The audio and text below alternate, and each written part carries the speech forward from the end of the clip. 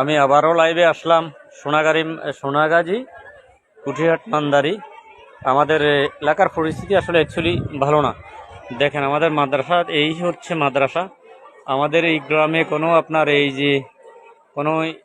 এই যে নাই, এই যে আপনার আশ্রয় কেন্দ্র নাই। তার আশ্রয় কেন্দ্র না থাকার কারণে আমাদের এই মাদ্রাসার ভিতরে আপনার যত লোক এই গ্রাম বা সোসাইটি যত হিন্দু মুসলমান সবাই এখানে আছে। তো আসলে অ্যাকচুয়ালি এদের খাওয়া দাওয়া, ইভেন আপনার শুকনা খাবার, বিশেষ করে শুকনা খাবার যে লোকগুলো, এই যে লোকগুলো আপনারা দেখেন লোকগুলো কত কষ্টে আছে। লোকগুলো দেখেন, আসলে আমার নিজের বুক ফাড়ি কান্না আসতেছে এই পরিস্থিতি দেখি। দেখেন চারতলা ভবনটা, এই ভবনটাও আসলে আমাদের গ্রামের বা অন্তত এই এলাকার লোকগুলো মানুষই টাকা পয়সা দিয়ে এই ভবনটাকে আপনার নির্মাণ করেছে এই মাদ্রাসার ভিতরে। এখন হিন্দু মুসলিম সবাই এই মাদ্রাসার ভিতরে এখন দারাঙ্কিত ক্ষমতার বাইরে লোকগুলো আপনার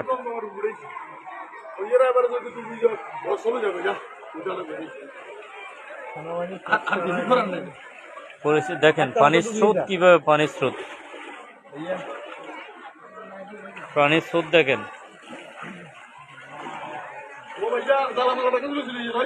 সব উঠাই লাইছে।